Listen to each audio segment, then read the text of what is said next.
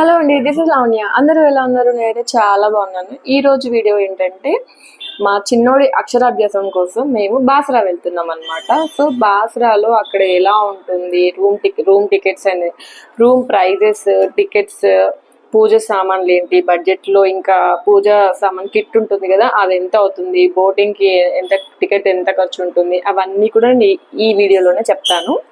So కొంచెం video అంతా skip చేయకుండా చూడండి ప్లీజ్. ఇక్కడైతే మేము బయలుదేరిపోతున్నాం అనమాట. సో మాకు హైదరాబాద్ నుండి బాసరా వెళ్ళడానికి 4 to 5 hours మధ్యలో పడుతుంది అనమాట. చిన్నపిల్లలు ఉన్న వాళ్ళైతే కొంచెం బ్రేక్ తీసుకుంటూ ఉంటారు కాబట్టి 4 to 5 hours ఈజీగా పడుతుంది. నాన్ స్టాప్ వెళ్తే 4 hours 3.5 hours వెళ్ళిపోవచ్చు ఇక్కడ నుండి.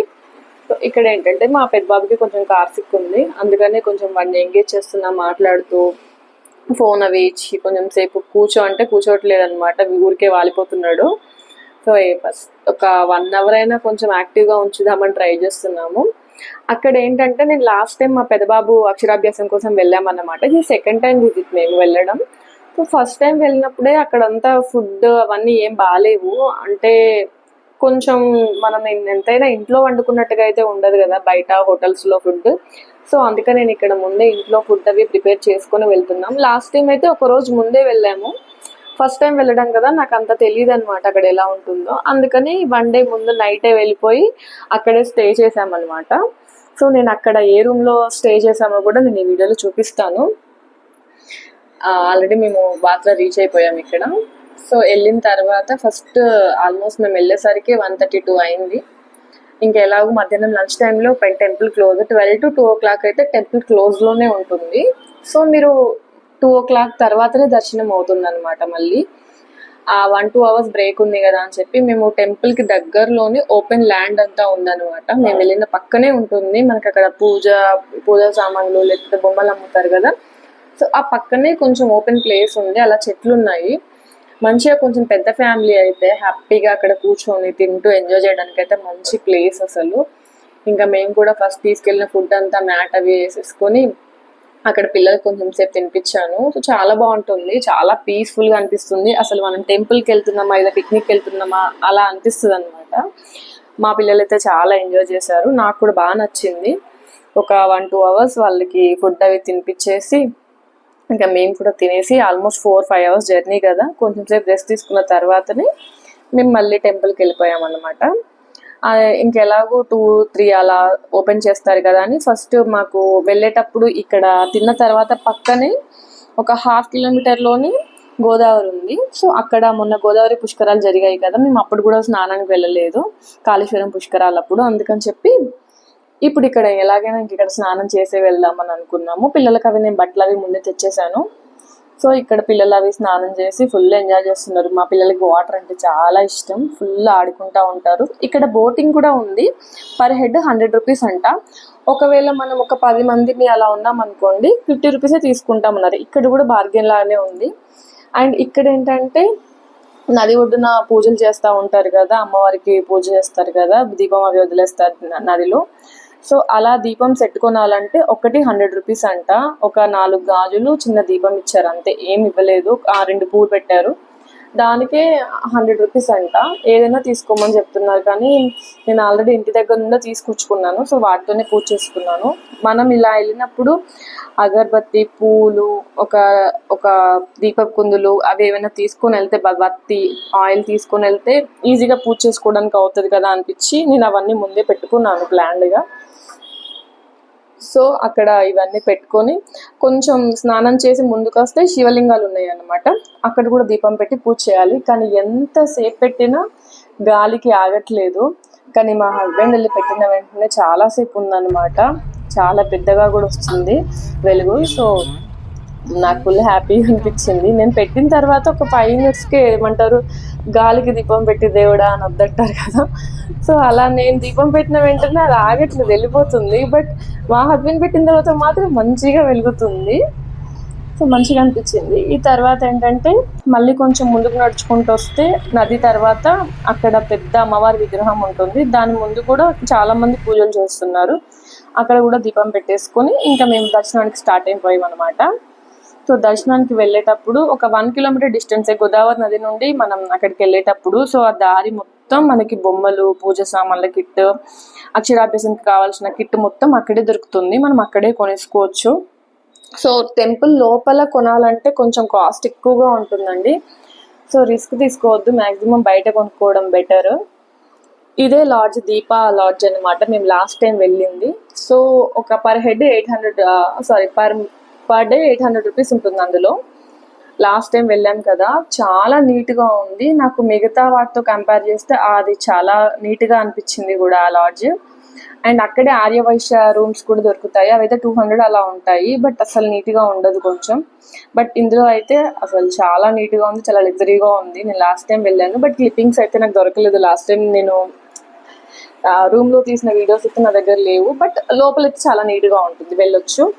ఆ తర్వాత మేము కొంచెం ముందుకు వస్తే ఇంకా ఫస్టే అనుకున్నాము లోపలికైనా బయటే కొనేసుకున్నాము. అంటే లాస్ట్ టైం ఎక్స్పీరియన్స్ కదా, అందుకనే ఈసారి బయటే కొనాలి కొబ్బరికాయలు, దండలు అనేసి ముందే అనుకున్నాం పూజ సామాన్లు. సో పూజ సామాన్లలో కూడా ఇక్కడ టైప్స్ ఉంటాయి అన్నమాట, 3 టైప్స్ ఉంటాయి. ఒక స్లేట్ అంటే కొంతమంది పంచిపెట్టే వాళ్ళు పంచిపెడతారు కదా, 3 స్లేట్స్ 5 స్లేట్స్ అలా పంచిపెట్టే వాళ్ళు ఉంటారు. ఒకటి కూడా తీసుకోవచ్చు, ఒక దాంట్లో ఇంకొకటి కూడా వస్తుంది అనమాట. సో ఫస్ట్ అందులో కూడా క్వాలిటీస్ ఉన్నాయి. 100 రూపీస్, 250 రూపీస్, 350 రూపీస్ అలా 3 సెట్స్ ఉన్నాయి. అది మన బడ్జెట్ అండి. అండ్ ఇంకొకటి వాళ్ళతో కొంచెం బేరం ఆడితే కొంచెం బడ్జెట్లో ట్రై చేస్తే ఇస్తారు కూడా. ఒక పూలదండ 50 రూపాయలంట, 2 తీసుకోవాలని చెప్పారు. అండ్ కొబ్బరికాయ ఖచ్చితంగా తీసుకోమన్నారు. బట్ నేను లోపలికి వెళ్ళిన తర్వాత అనిపించింది పూలదండ ఒక్కటి తీసుకుంటే సరిపోద్ది, 2 అవసరం లేదు. అక్కడ 2 అయితే ఏం యూజ్ చేయం మనము.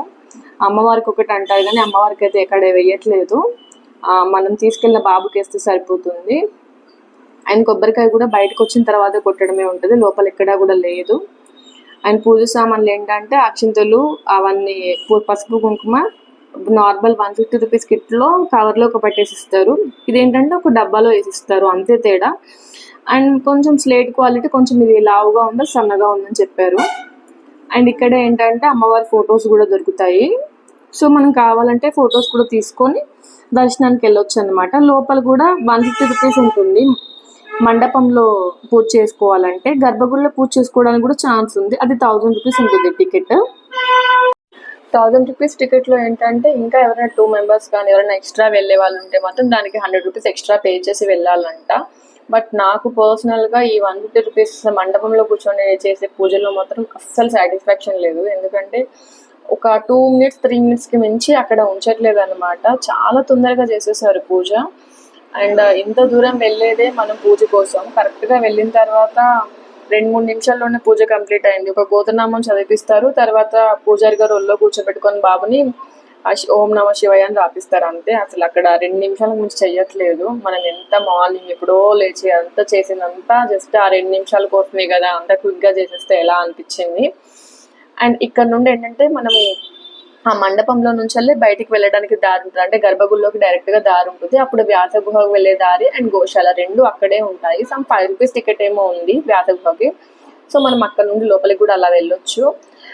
కొంతమంది వెళ్తున్నారు, లేకపోతే కొంతమంది డైరెక్ట్గా గుళ్ళో కూడా వెళ్ళి దర్శనం అవి చేసుకోవచ్చు అనమాట. ఇక్కడ ఏంటంటే అమ్మవారికి చీర పెట్టాలనుకున్నా, ఒడిబియ్యం పోయాలనుకున్నా ఏంటంటే మనకు బయట ఉండే చీర గాజులు ముందే తీసుకొని వెళ్ళి అక్కడ ఇచ్చేయాలన్నమాట. సో ఆ ఆప్షన్ కూడా ఉంది. అక్కడే మళ్ళీ వేలం పాటలా చేసి అవే చీరలు అమ్ముతున్నారు, అవి కూడా మనం కొనుక్కోవచ్చు. ఇక్కడ ఏంటంటే బయటకు వచ్చిన తర్వాత ఖచ్చితంగా టాయ్ సెక్షన్ ఉంటుంది. సో చాలా కాస్ట్లీ అండి, బయటతో కంపేర్ చేస్తే ఇంకా తప్పదు. ఎందుకంటే మనం వెళ్ళేదే పిల్లల అక్షరాభ్యాసం కోసం కదా. సో ఖచ్చితంగా పిల్లలు క్రాంకీ చేస్తూ ఉంటారు, అల్లరి చేస్తూ ఉంటారు. సో తప్పక కొనాల్సి వస్తుంది. బయటతో కంపేర్ చేస్తే ప్రైస్ మాత్రం ఒక 150 రూపీస్ అలా ఎక్స్ట్రానే పే చేసి కొనాలి బొమ్మలు అయితే. సో ఇక్కడైతే మేము కొన్ని బొమ్మలు అవి తీసుకొని ఇంటికి వెళ్ళిపోయాం అనమాట. వెళ్ళే దారిలో ఏంటంటే మనం నిజామాబాద్కి వెళ్తాం కదా వెళ్ళే దారిలో, సో అక్కడ కారం, మిరపకాయలు, పసుపు కొమ్ములు ఇలా పోసి అమ్ముతున్నారు. అక్కడే మనకు కారపొడి పసుపు 2 కూడా ఫ్రెష్గా అమ్ముతున్నారు అన్నమాట. నేను అది చూసి సరే ఒకసారి వెళ్ళి చూద్దాం ఎలా ఉంటుందో అని చూశాను. బట్ మనం బయట కొనుక్కునే ఈ ఆశీర్వాద్ వీటికన్నా చాలా తక్కువ రేట్లోనే దొరుకుతున్నాయి అన్నమాట. సో ఎవరికైనా కావాలంటే మాత్రం ఒకసారి ట్రై చేయండి, బాగుంది. ఇంటికి వచ్చాక వండుకొని కూడా చూసాం కదా, క్వాలిటీ అయితే చాలా బాగుంది. అండ్ ప్రైస్ కూడా ఒక 200 రూపీస్ నాకు కేజీ పడింది అనమాట. కారం 200 రూపీస్, పసుపు 150 రూపీసే పడింది. సో పర్లేదు, బడ్జెట్లోనే వచ్చింది అనిపించింది. మీకు ఎవరికైనా కావాలంటే అక్కడ ఆగి ట్రై చేయండి, బాగుంది క్వాలిటీ కూడా. మనకు ఫ్రెష్గా అక్కడ చూపిస్తున్నారు ఎలా ఇస్తున్నారు ఏంటి అనేది. సో బెటర్, మనం ఇక్కడ షాపుల్లో కొనే దాని మీద అది చాలా తక్కువకే అనిపించింది. సో కొనాలనుకుంటే ఇక్కడే ఆగి తీసుకోండి. దారిలోనే మనకు ఇది ఒక ప్లేసే కాదు, చాలా ప్లేస్లలో అమ్ముతున్నారు. అండ్ మేమైతే ఇవి తీసేసుకొని ఇంకా నైట్ కొంచెం లేట్ అయిపోయింది, ఇంటికి వచ్చేసరికి 11 అలా అయిందనమాట. సో మధ్యలో కొంచెం సేపు ఆపి పిల్లల్ని కొంచెం ఫుడ్ అవి తినిపించుకొని ఇంటికి వచ్చేసాం. అంతే ఈ video guys. Thank you so much. మీకు కనుక నా వీడియోస్ నచ్చినట్టయితే ప్లీజ్ లైక్ చేయండి, షేర్ చేయండి అండ్ సబ్స్క్రైబ్ చేయడం అస్సలు మర్చిపోవద్దు.